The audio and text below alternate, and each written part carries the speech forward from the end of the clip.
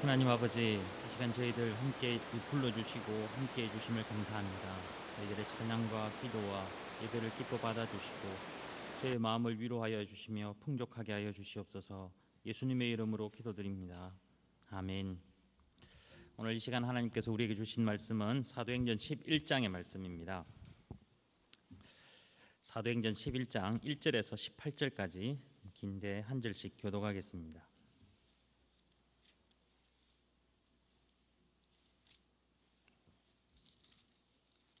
사도행전 11장 1절에서 18절까지 1절을 제가 먼저 봉독해 드립니다.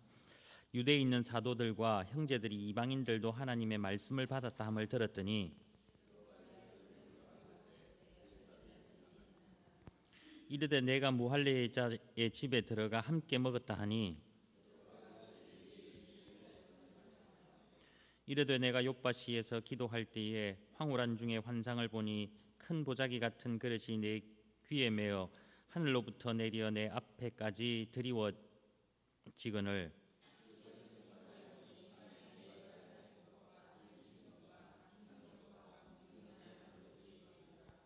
또 들으니 소리 있어 내게 이르되 베드로야 일어나 잡아 먹으라 하거늘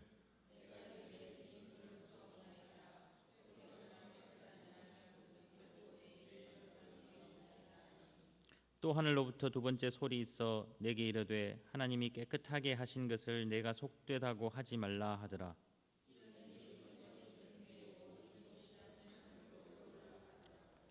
마침 세 사람이 내가 유숙한 집 앞에 서 있으니 가이사랴에서 내게로 보낸 사람이라.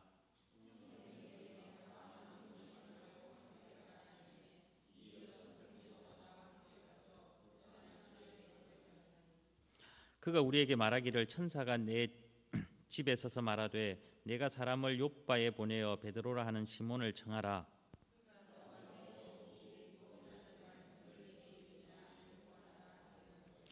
내가 말을 시작할 때에 성령이 그들에게 임하시기를 처음 우리에게 하신 것과 같이 하는지라.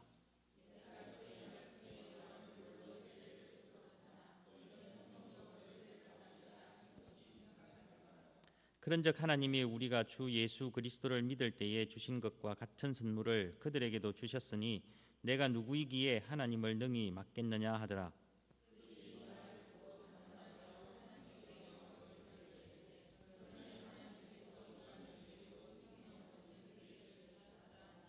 아멘.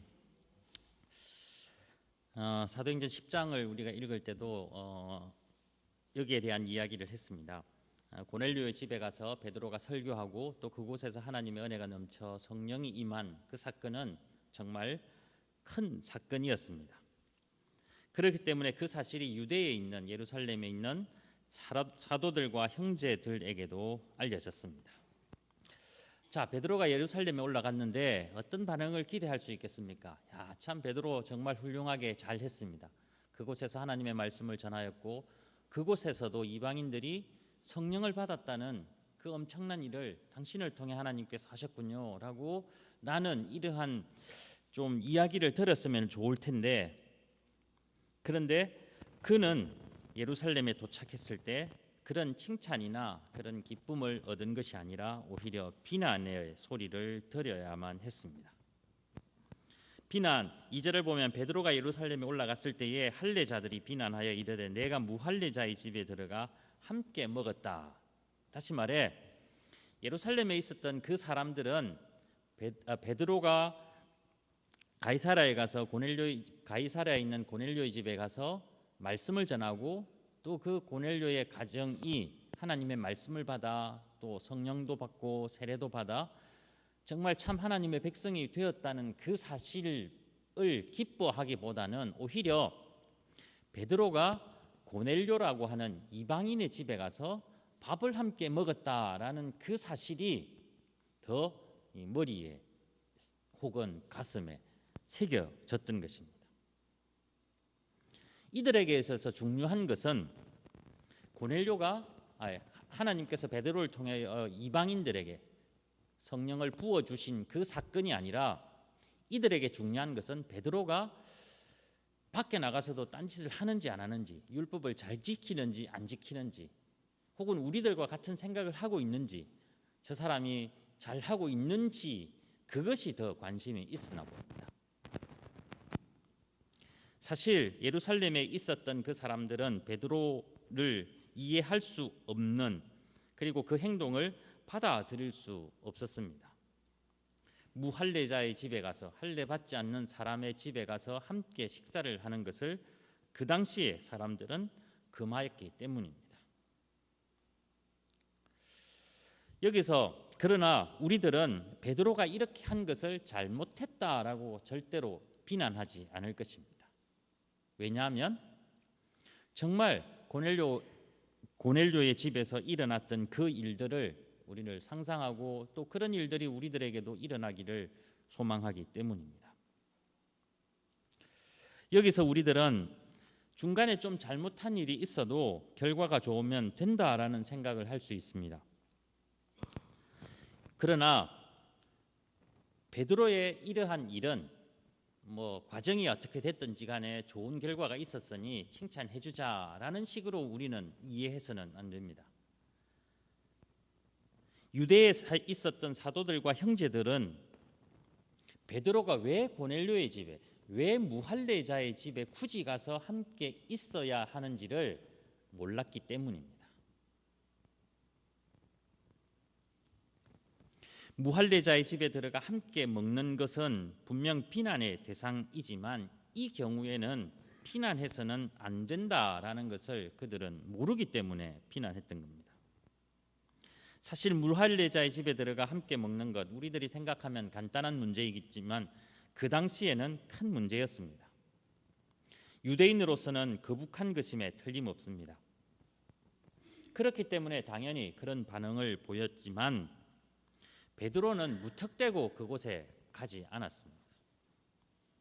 베드로도 그런 것을 좋아하는 사람이 아니었습니다.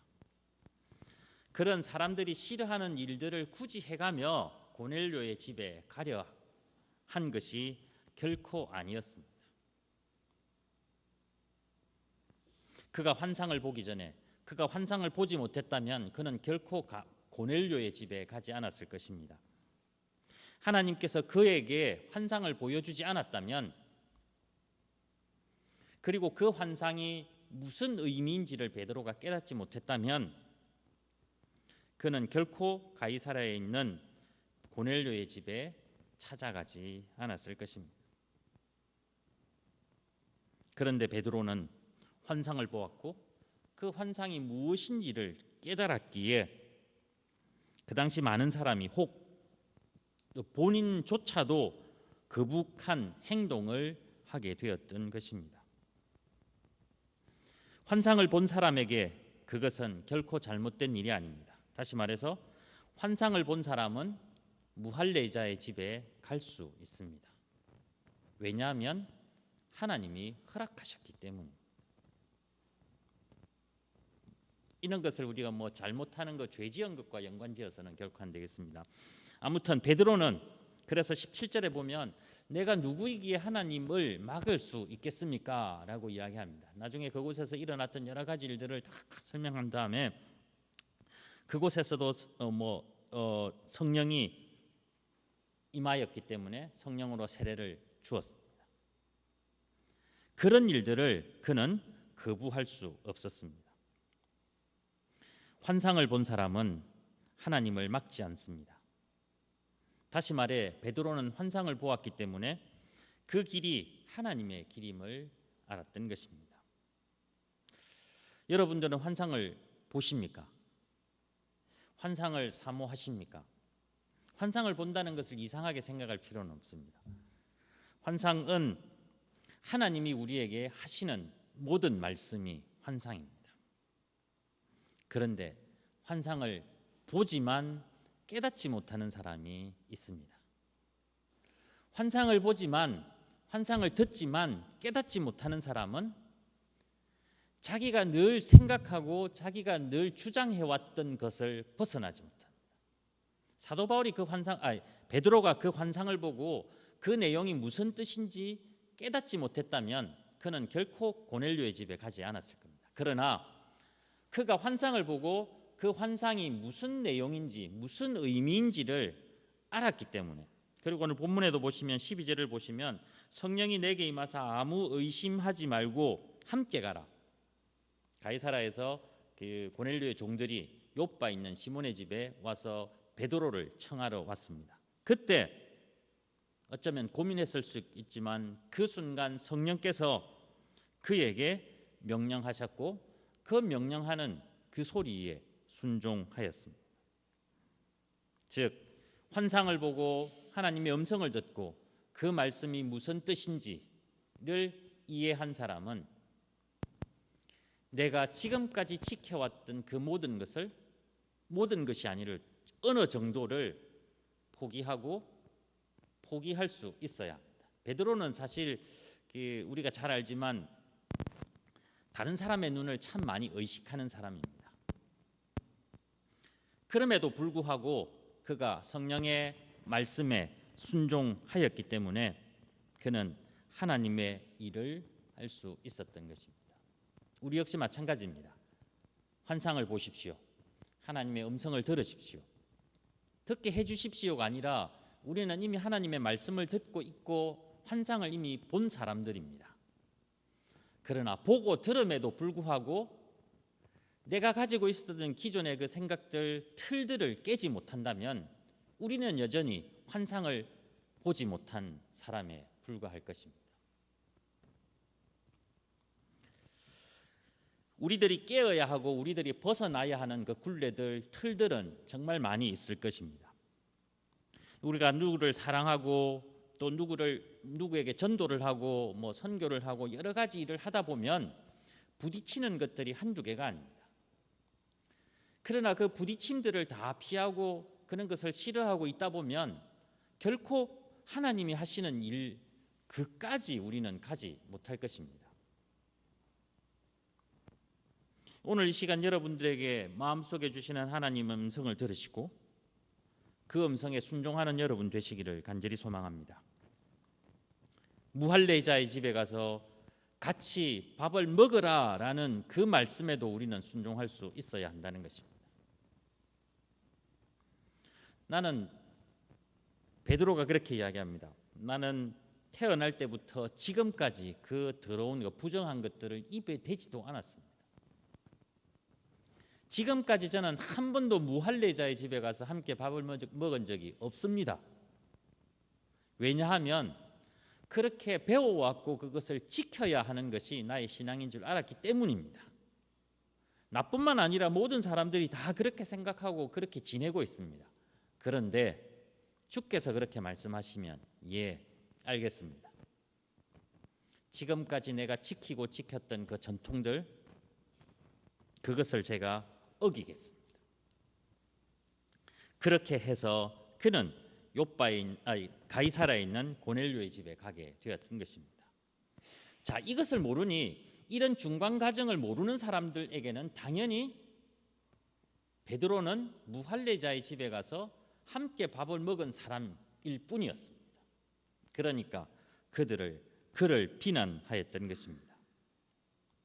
그래서 환상을 본 사람들은 그것을 알지 못하는 사람들에게 이런 비난을 받을 수 있습니다. 우리가 환상을 보고 환상을 사모하고 주의 음성을 듣기를 원하지만 그 음성을 듣고 순종하는 순간 우리들은 다른 사람의 비난을 받을 수 있다라는 것을 잊지 말아야 합니다. 이러한 비난은 잘못을 하고 비난받는 것과는 차원이 다릅니다. 나쁜 일을 하고 비난받는 사람이 혹 그런 일을 이야기를 잘합니다. 이단들도 그런 이야기를 참 많이 하죠, 그죠? 우리들이 이단들을 막 비난하고 당신들 잘못됐다라고 이야기하면 그들이 뭐라는 줄 알아요? 하나님을 믿고 그리스도를 잘 믿는 사람들은 이런 고난을 받습니다. 자기들이 의인인 것처럼 그렇게 이야기를 합니다.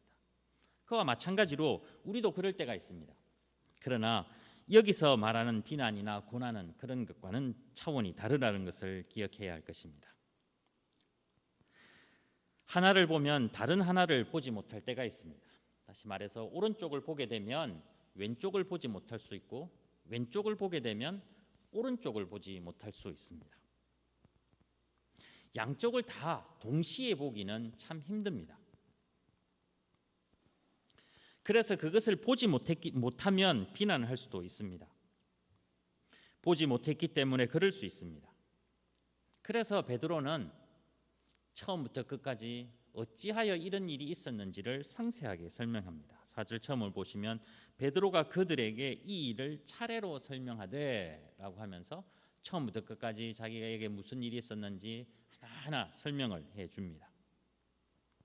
이런 것은 참 중요한 것 같습니다. 하나님을 믿는 우리들에게 있어서 저 사람이 나를 이해 못하는 것 같아. 그러면 어떡하죠? 저 사람이 나를 이해 못한다라는 것은 저 사람이 나보다 낫거나 나보다 학식이 낮거나 지혜롭지 못하거나 그런 식으로 나를 이해하지 못하는 사람들을 비난하는 경우가 참 많이 있습니다. 그래, 니는 아직 신앙이 어려서 내가 하는 행동을 이해하지 못할 거야. 너희들은 아직 어려서 우리들 어른들이 하는 일들을 이해하지 못할 거야. 이런 식의 이야기를 할 수 있는데, 환상을 본 사람은, 주의 음성을 듣고 그 음성에 실천했던 사람은 결코 그런 반응을 보이지 않아야 합니다. 베드로는 차근차근 설명해 주었습니다. 왜 그렇게 되었는지 말입니다. 당신은 내가 본 것을 보지 못했습니다. 그래서 당신은 어쩔 수 없으니까 그냥 무시하고 넘어가야 되겠다가 아닙니다. 보지 못한 사람들이 이해하지 못하는 것은 당연합니다. 그래서 본 사람들은 그 보지 못한 사람들을 이해하고 이해시키기 위해 노력을 해야 합니다. 우리들 역시 보지 못할 수 있고 또 우리들 역시 다른 사람이 보지 않은 것을 볼 수가 있습니다. 베드로는 그 내용을 상세하게 보고했고 그것을 듣고 사람들은 18절을 보면 잠잠하여 하나님께 영광을 돌렸다라고 되어 있습니다.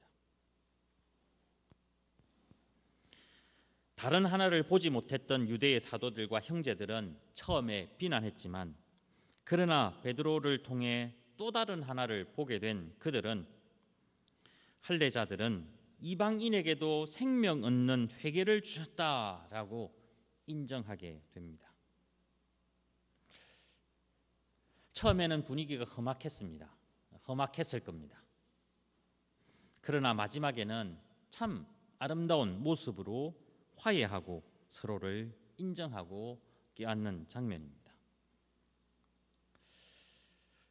여러분들 혹시 내가 틀렸다, 내 자신이 틀렸다라고 생각을 해본 적이 있습니까? 베드로를 비난했던 그들처럼 우리들이 가진 짧은 소견으로 보면 우리들은 결코 틀리지 않았습니다. 오히려 우리에게 보이는 그 사람들이 틀렸습니다. 환상을 보지 못했던 그들은 자신들이 잘못되었다라는 것을 모르고 오히려 베드로가, 환상을 본 베드로가 틀렸다라고 이야기를 합니다. 이 말을 하는 것, 여러분들이 틀렸다라는 것을 이야기하는 것은 아닙니다. 그러나 한 번쯤 내가 틀렸다라는 생각을 해보자라는 것입니다. 내가 보지 못한 것이 있고 내가 이해하지 못한 것이 있고 내가 본 환상, 내가 보지 못했던 그것을 다른 사람이 보았다라는 것을 인정할 수 있어야 한다는 것입니다. 무쪼록 우리에게 환상이 필요하고 주의 음성을 듣는 것도 중요하지만, 그러나 항상 내가 옳다라는 생각보다는 내가 틀릴 수도 있다, 내가 오해할 수도 있다, 이 말은 내가 신앙적으로 잘못됐다라는 말이 아닙니다. 예루살렘에 있었던 이 유대인들이 신앙적으로 문제가 있었던 사람이 아닙니다. 다시 말해서 내가 틀렸다라고 하는 것은 내 신앙의 문제가 아니라 내가 보지 못한 것이 있다라는 것을 인정하는 것. 그래서 주의 일을 방해하기보다는 오히려 주의 일을 함께 찬양할 수 있어야 한다는 것입니다. 오늘 우리들이 함께 기도할 제목들이 있습니다. 그 중에 첫 번째가 바로 내가 틀린 것이, 내가 잘못한 것이, 내가 잘못 본 것이 없을까라는 기도의 제목인데, 기도 시간에 거기에 대한 기도를 했으면 좋겠습니다. 그리고 두 번째는 볼 줄 아는 사람이 되기를 간절히 소망합니다. 환상을 보지 못하면 하나님의 일을 할 수 없습니다. 또 환상을 보고 깨닫지 못하면 하나님의 일을 할 수 없습니다.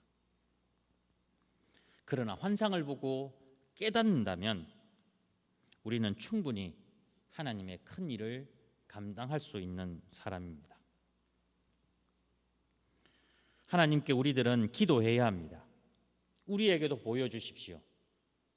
우리에게도 알게 해주십시오. 아니, 나에게도 보여주십시오. 저 사람이 보는 환상을 나도 보게 해주십시오. 그래서 저 사람이 하는 행동을 이해할 수 있게 해주십시오. 혹은 내가 보는 환상을 저 사람도 보게 해주십시오. 그래서 내가 하는 행동을 저 사람이 비난하기보다는 함께 할 수 있게 해주십시오. 가족 안에서도 친구 사이에서도 애인 사이에서도 마찬가지입니다. 엄마가 보는 환상을 아빠가 볼 수 있어야 합니다. 아빠가 보았던 그 환상을 엄마도 볼 수 있어야 하고, 부모가 본 그 환상을 자녀들이 볼 수 있어야 합니다. 그래야 서로는 적대 관계가 아니라 사랑의 관계, 하나님의 일을 함께하는 그러한 귀한 관계가 되기 때문입니다. 나라도 마찬가지입니다. 이 교회도 마찬가지입니다. 장로님들이 보는 환상을 집사님들이 볼 수 있게, 혹은 장로님들이 보지 못했던 그 환상을 장로님들도 볼 수 있게, 저 어린 아이들이 보고 있는 그 환상을 어른들도 볼 수 있게 해달라는 기도를 우리는 해야 한다는 것입니다. 나라를 위해서 기도할 때도 마찬가지입니다. 이쪽 저쪽 다 나뉘어서 자기의 주장을 펼 수는 있습니다. 그러나 우리 편이 보지 못했던 그 환상을 볼 수 있게, 저 편이 보지 못했던 그 환상을 저 편도 볼 수 있게 해달라는 기도를 우리는 드려야 한다는 것입니다. 그리하여 하나님께서 원하시고 하나님께서 기뻐하시는 그러한 귀한 일들이 우리들에게 일어나야 합니다. 그래야만 우리가 더 이상 여러 가지 이유 때문에 가지 못했던 그 이방인의 집에까지 우리는 들어갈 수 있으며, 그곳에서 하나님의 말씀을 전하며 기쁜 찬양의 시간, 영광의 시간을 우리는 보낼 수 있을 것입니다. 모쪼록 여러분들의 삶에도 이러한 귀한 은혜가 넘치기를 간절히 소망합니다. 그리하여 환상을 보고 깨달아 서로가 서로를 위해 기도하며 칭찬하며 모두가 다 같이 같은 뜻으로 하나님의 일을 할 수 있기를 간절히 소망합니다. 그럴 때 서로를 비난하기보다는 서로가 화해하며 화합하며 일치할 수 있으리라 생각됩니다. 주의 환상이 동일하게 여러분들의 삶에 임하기를 간절히 소망합니다. 기도하겠습니다.